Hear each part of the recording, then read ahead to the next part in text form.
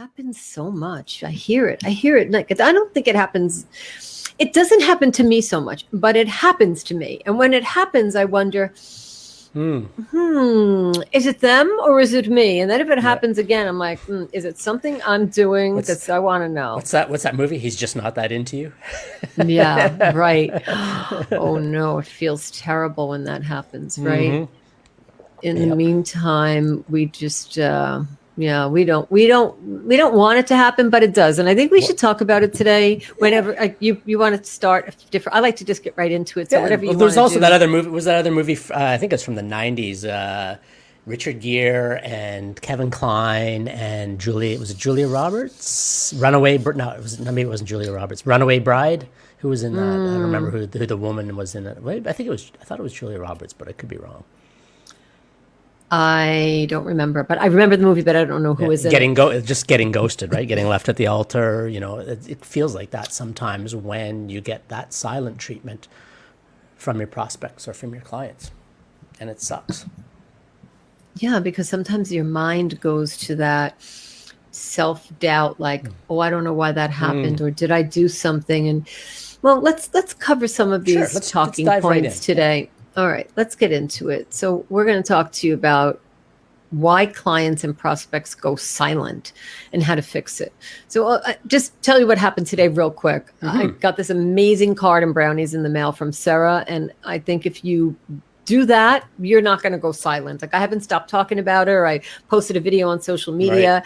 I wouldn't go silent on Sarah unless my internet connection died and my phone were dead and then I couldn't reach her. But today I walked to my mailbox and there was a card and brownies from Send Out Cards. Now, I met James at the Send Out Cards convention, and this happens to be a really amazing vibration because not only did I meet him and thought I'd love to interview him, we actually birthed our podcast at that time while I was in Salt Lake City, Utah, in that amazing Airbnb that we were talking about. Yep. And that's how we put all this together. So I met James. I had the thought.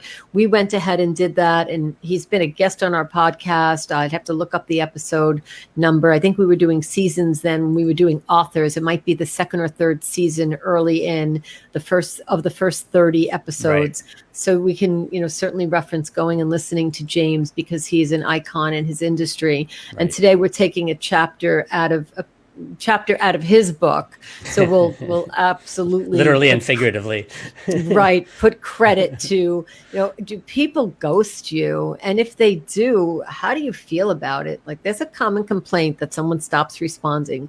Well, I hear about this in network marketing.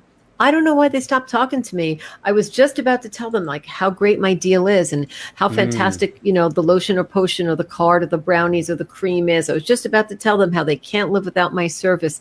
I had a meeting set up and now they're gone. I told them I would be there Tuesday at 3. I don't know where they are. James taught us something really cool. Would it make sense? I just want to start with this. Would it make sense for us too, and we make it about the timing? So that's about setting the appointment. But when people ghost us, or they ghost you, but they ghost us, we feel bad. Yes. And we have to deal with that. So the primary cause of a prospect going silent, let me read you a page from James's book. It's common for the prospective client to be responsive right up until the time when they receive the proposal. Then, after they have the proposal, communication mysteriously stops. Have you ever had that happen? Most salespeople typically conclude that there's something wrong with the proposal or that the price is too high. Occasionally, sure, that can be the case. But, as James claims, in his experience, it's not the primary cause. The primary cause of a prospect going silent is that the sales agent, has not been adding enough value throughout the sales process. I know that may be hard to process, but the sales agent has not been adding enough value through the sales process. Often, the salesperson has only been providing information. We're all guilty of this about the product and the service. We're pushing the product and service. And here, I'll push a product for Sarah. Here's a product, and it's awesome, and I love it. And if I start pushing it, it's going to seem a little less interesting. So if you're the salesperson and you're pushing it, but this lip serum is amazing and I'm promoting that and giving you a testimonial. So that's not being too pushy about that. That's just telling you pure truth for me. So Yes. if you are the sales agent and salesperson and you've not been providing enough value, well, let's think about this. When we fail to provide any form of additional value, buyers assume that it is all we're good for. They make an assumption about us. As a consequence, once they get the information about our solution that they need, they have no reason to continue engaging with us. Bye-bye. Out of the picture, ghosting. So in this scenario, typically the final piece of information a prospect receives before going silent is our proposal, the price. Thus, having received what they perceive to be the last useful piece of information from the salesperson, they stop completely. Nothing happens, cease communicating because they have no further use for us. Are they wrong? Who can blame them? If we're not adding value beyond dispensing facts and pricing about our solution, I hear this in presentations, telling all these facts about why the product is good and what the product did and the name of the product. Stop the madness. Stop the madness. I knew you would do that. Stop telling us about the product and what it did for you. Talk about the story and relax. Then our prospect truly, they may have all the information they need and they're doing exactly what they should be doing, maximizing their time. Yeah, absolutely. Dr. Energy, how do they solve the problem? Well, the part of the way to solve the problem is to provide the first thing is to provide a solution to a problem. So if your product or service is a solution to a problem that your client or prospect has, you have to lay that out for them, sometimes in painstaking detail, because sometimes when we are in a problem, we can't see the solution on. We don't have these blinders on, and all we can see is the problem.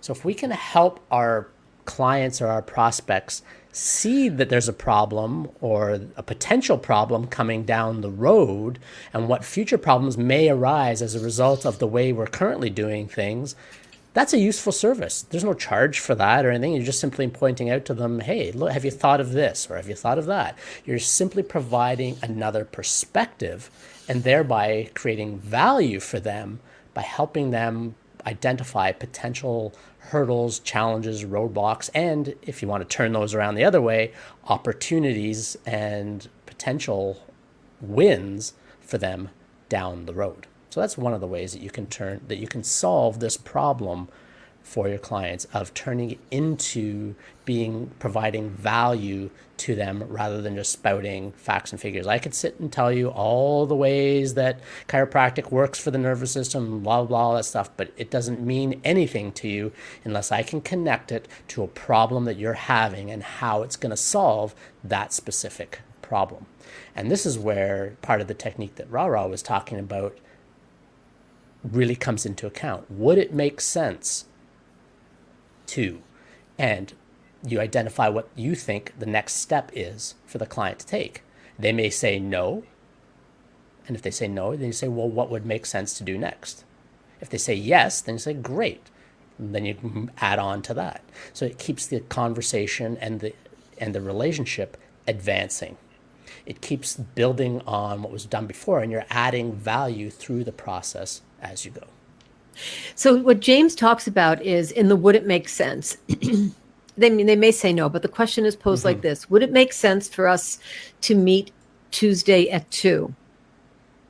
Oh, Tuesday I'm busy. Next Thursday would be better. So it's about putting that information towards the timing, not would it make sense for us to continue so I can show you more about what this product does for you? Right. Then you're going to get a flat no. So It's would it make sense? So if we make it about timing, we have to let go of, 6 ounces of this just really made my life. Let me tell you how great I feel. Nobody wants to hear that. Yes, they want to hear a success story. but that's a very small part. What people really want to hear so that they don't ghost you, here's the question. Are you adding unexpected value to every sales meeting? How do you go about doing that exactly? So, Why don't you start? okay. Okay, we'll answer these questions very specifically. So, remember this fact. If you want prospects to continue to engage with you, each and every sales encounter must be inherently valuable. Take a moment to grasp that. Not reading off the laundry list of how good the product is and what it did for you and everybody you know who's taking it, reading it, wearing it, how beautiful it makes you look and feel. The sales tip is add value beyond the solution information on each and every encounter. Think about, what does that mean to add value? Well, let me tell you about the other things that this did for me. And let me tell you about my hair. And it's so long and curly because of it. Stop telling people things. Build the relationship. Add value to them. Get rid of your agendas. Get rid of where am I going next? Get rid of Tuesday 3. Get rid of that type of approach. And think about the person you know when you feel cared for. I got something from Sarah today. I can't thank her, and I'm going to chase her all day long thanking her. Like, I'm going to thank her every possible way I can thank her. You know, maybe when she woke up today, she didn't know that was what was going to happen. You know, like, wow, Robert's going to chase me on social media. Yeah, I'm going to chase you, tag you, talk about you, thank you, create a video, let people know that you just made me feel amazing. And what did Sarah do? Exactly. She took the time to do something that had to do with thanking me. She didn't say, and by the way, Rara, I really think your hair would look better if you use this product because it smells really good. She didn't go and throw anything else at me. Sarah is thanking me. And now what am I going to do? I'm going to go dive deeper into how I can engage with Sarah because she's making it about me. And the reason why people ghost you is you've given them everything they can. Their expectations are, that's what I'm going to get. That's what you're good for. So therefore, I don't have to talk to you. Right. It hurts sometimes, but it's what happens. So let's talk about, we've had it. We've had people ghost us. Sometimes it's about a payment. Sometimes it's about information. Sometimes it's about a bad video or something. I don't know. Have you ever ghosted somebody? I have. Yeah, I'm trying to think about who's the last person that I did that to, and I'm having a hard time. So why did you do that? I'll see if I can. Why did you ghost someone? It was very much that the what we've been talking about here. They were just giving me all these facts and information, and trying to tell me about how great what they do is and what they can do and what they can do for us. And it's like, but you're not taking the time to really dive into the problem, how we see the problem from our side, and the type of solution that we're looking for or that I'm looking for. And so if there's a mismatch there, then I'm just not going to be interested. Or if you keep trying to force it on me, and this happens oftentimes with even email marketing, you keep getting all these emails and it's about stuff you have no interest in, and I just disconnect, and I will unsubscribe from email lists. And so take the time to have a dialogue with me or with your prospect or your client. And even if they never end up buying from you, they're still going to see you as a trusted resource that they can then come to and ask questions or bounce ideas off of. Hey, what about this solution? This company here is proposing this. What do you think? And when you can be that resource for somebody, rather than just facts and figures that they can basically research off the internet these days, anybody can do that, then you start to become valuable to that person. And it may take 5, 7, 10, 12 interactions with somebody down the road before they even think about buying from you, never mind actually buying something from you. And they may never buy anything from you, but they may and They may refer everybody they know to you that they perceive has a problem that you can help the person solve. I remember a time in my practice, I saw this one woman. She was a teacher in Newmarket, and I saw her 3 or 4 times, and we put together a care plan for her to start out. And she came in 3 or 4 times. I never saw her again. I tried following up with her, and nothing. And I found out literally 5 years later from a colleague of hers that she was referring everybody to me. She was telling everybody to come see me because I was so great. I helped her out in 3 or 4 visits, that she didn't have any back pain anymore. And that was what her goal was to do, was to get rid of the back pain. It was gone in 3 or 4 visits. So she was sending everybody to me. Not everybody told me that they were coming from her. I heard from, a couple people here and there. But for the most part, I heard later on that she was like singing my praises. One of those people that everybody wants to have in their business, the sneezer, the one that goes out there and tells, an evangelist, right? Everybody should go out there and tell everybody they know about you. And it was because I was able to help her and I solved the problem. I took the time to spend with her, listening to her and helping her get from where she was to where she wanted to go. And we did it I bridged the gap, and we did it in much less time than she had expected, which exceeded her expectation and created even more value for her, because then she was able to get on with her life. And that was what was important to her. So how can you help? I'm going to read you something from, I guess this is the conclusion of chapter 9. And we talked about it, but if you don't have James Muir's book, then please consider getting this book, The Perfect Close. And so the workbook that goes with it is very valuable as well. Right. So on page 139, it is critical that we consistently deliver unexpected value on each and every sales encounter. Fortunately, the number of ways to add value to any given sales encounter is virtually limitless. The key, okay, ready for you people who like to wing it.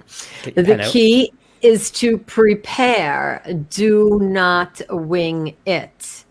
It starts with thoughtful preparation. We've already thought through the first 2 pre-qualifying questions. Why should this client see me? What do I want the client to do? Here's the third question. I know you may be taking notes, so now we're on page 140 of the book. How can I provide value on this encounter? Mm-hmm. This is almost universally ignored in selling today.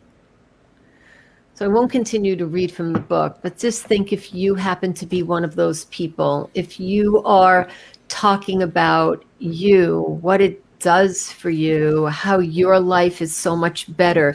Yes, your story is important.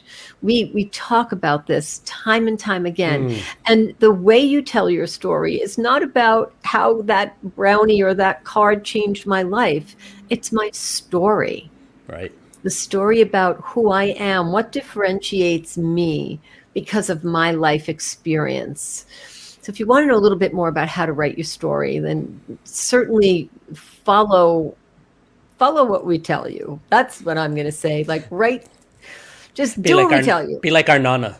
You should be doing this. You should do it. You can do it your way. And if you are not getting the results that you want with your story, then by all means, turn a new leaf and figure out that you can listen to somebody else who's a professional, who tells stories, and give you a new way to do that. So when we talk about ghosting, it starts with the way that we talk to people, how we discuss things with them, that we're not salesing them on, coming on salesy. And I talk about my Lululemon water bottle almost every episode here. If I talk to you about this I don't know if it's $50, this $50 water bottle and how good it is and how it doesn't leak. I'm not turning it upside down on my keyboard. I don't care what I paid for in the guarantee. I'm just not doing it. I've already done that with our amazing shea butter that I'm so grateful that Moya shea butter is on our podcast. Whatever the guarantee is, the claim is, I'm not doing it. Right. I'm just not taking a chance. Not because I don't trust Lululemon. I am a client of theirs, happy client, but there are things that you have to use your own judgment about. So I was sold on the gold and the yoga thing. When you talk to people, sure, you want to sell them on the idea that, you you have this amazing passion but who are you in your life? Right. And what do you do in your everyday life? And are you only talking, is every conversation going to lead to you selling? I mean, I have products all next to me because I use them. You know that. Right. I'm happy to talk about this all day long to my girlfriends and my clients and my suppliers about, what did you do? But if I walked into the room and I said, if you don't have this key, like, you just don't have a life. You're missing out. Boy, you're really gonna be a loser if you don't have this. People feel that, and that doesn't make them feel good. So they just might ghost you. Right. And then what do you do? And what do you do? And one of the things, just to add on there, when you talked about being intentional and preparing for the interaction with your client or your prospect, of knowing ahead of time what it is you want them to get out of the interaction, or what they can get from you from the interaction, of how you can add value to that interaction. Calling up a prospect and a client to ask them how they're doing in their sales process, where are they in their buying process, are you ready to buy? Just checking in to see where you're at with this proposal, that is not adding value. And if you're doing that constantly, most people are going to be too polite to tell you to go pound sand, right? They're just going to say, well, we're not there yet. And they're just going to keep pushing it off and pushing it off. And they know that the only reason, and then they're going to see your number come up on call display, because everybody's got call display these days. And if they've got it, and if you've got that hidden, well, then they're not going to answer the phone most likely. But if they see your name, they're they're just calling to check in again. There's no value here. I'm not going to answer the phone, and we'll just let it go to voicemail. And that's when the ghosting starts. And so instead, call up to see how they are actually doing as a human being. How are you doing? What are the challenges you're having right now that I can help you overcome in this process? And then sit back and listen. And I know Rara doesn't like to ask questions that she doesn't know the answers to. So this is a tough one for some of us. And I know that she also knows the right questions to ask. Thank you. Right. I was just going to lead into that. It's important to know beforehand. So in the onboarding process, if we call it that, in the intake process, I put a lot of stock in intaking information. Right. When we do that, we know what to say when we follow up. To say, how are you? What's happening? It would be more pointed to say, how is the swimming pool that you're quoting on right now? How's that going with your house? How are the renos? How is your daughter doing in camp? Exactly. Is she enjoying that? And really caring about that. And if you don't want to call or you can't reach them, go and create another way that your funnel's going to work so that you can reach them. Find out the method of communication. Because if you're always looking for, so what's new? If you're always asking people what's new, it's because you don't know what's new with them. And if you don't know what's new with them, it's because you're not listening. And if you're guessing, I don't know when that person is ready to talk to me, it's because you don't know what is going on in their life. This is going to be hard for you to take.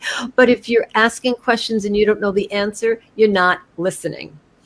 Take notes, listen, find out as much as you can about someone, find out when they do things, research on your own. If it's going to be your customer, find out what they're up to. Doesn't mean you have to go and do everything, but you can send people to them. Hey, my customer does, writes a blog. Let me introduce you to them. Or my potential customer is doing this. Let me show you something about them. Give value without looking for validation or recognition. Exactly. Just provide the value because you care about them as a human being and you want to help them get to where they want to go.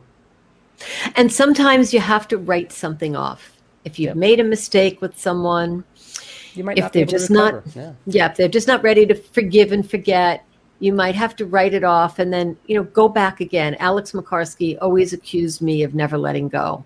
He said, I don't understand. Like you said, when's the last time I ghosted someone? I don't know. I don't ghost people. I keep following up. Like I follow up forever with someone. I just can't imagine now, maybe not at the same rate, but I'll just tell you a quick story. There's someone Sure. that I met 13 years ago, I guess, when we first moved here. And that person showed up at one of my send out cards events. And from the very first moment, they were trying to sell me something. And every send out cards event I had, they didn't come to buy, they came to sell. Eventually, they became a customer of send out cards and they used it in their business. But every single time I spoke to them, it was a hard sales pitch for every company that they were in, and they continuously changed companies. There was no way I could have been a loyal, faithful client to them because they were jumping around. Right. One day, so my husband said to me one day, "Are you still communicating with that person?" And I said, "Absolutely. They're going to find their way." And he's like, "Really? You're kidding?" And Alex is like, "Are you wasting your time?" I'm like, "No, this person will find their way." Well, let me tell you, 10 years later, we had dinner with them as a couple. They got us tickets to different events that we went to. They have introduced us to amazing people in my life. Not the first year, not even the first 9 years.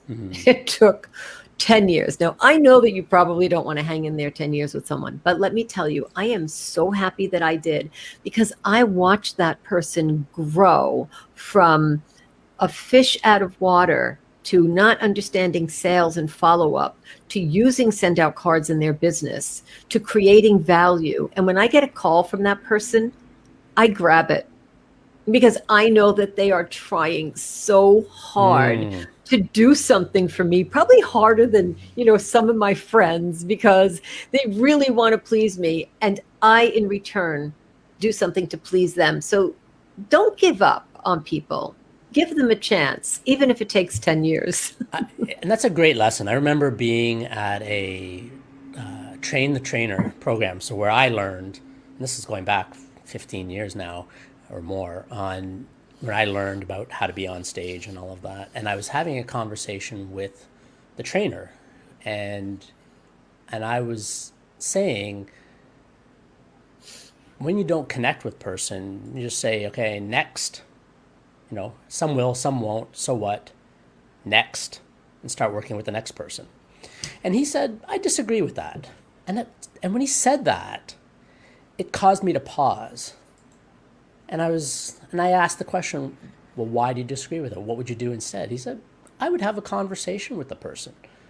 It doesn't have to be, you don't have to follow up with them every single day or every single week, but stay in touch with them. See how you can add value to their lives or to their business. How can you help them? Ask them what you can do to help them, because they just might not be ready yet.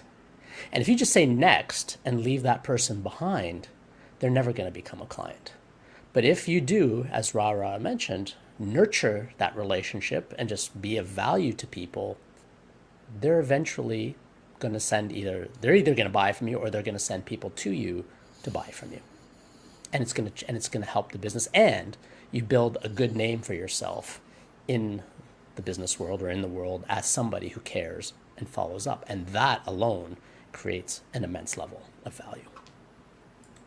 Right. And if you have a sales funnel, if you have a system, maybe it's not the mega system that a lot of other people are using, but if you create your own sales funnel, think about when you meet someone, think about what you do in order to prospect them and give them value. If you take note of your steps and you think that gets you to where you want to go, or you want to tweak that a little bit, create that system for yourself. Right. So that way, how you're doing. You don't have to ask people how you're doing. You know how you're doing with them. And we know that numbers, there's so much noise in the world today and on the internet.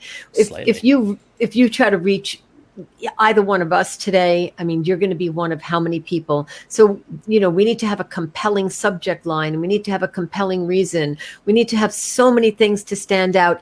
And if you're a friend, of course, you have our attention. But in the world of sales, the less you say, the more you make. Think about that. I think we covered a lot of ground for today. Just remember, go to jamesmuir.com and buy the book, The Perfect Close. Did I give his right website? Puremuir.com. Yeah. Oh, I just made up a whole new website for him? You did. Yeah, jamesmuir.com doesn't exist. Okay, I don't think so so. much. His actual website, though, is puremuir.com. Thank you for that. Yeah. Okay. Absolutely. So that's why we have partners. That's why we're adding value to each other. Thank you for that save. Yes, you're welcome. You're welcome. And we'll see you next time. Have a nice day. Have a nice one. See you on the other Ciao. side. Ciao.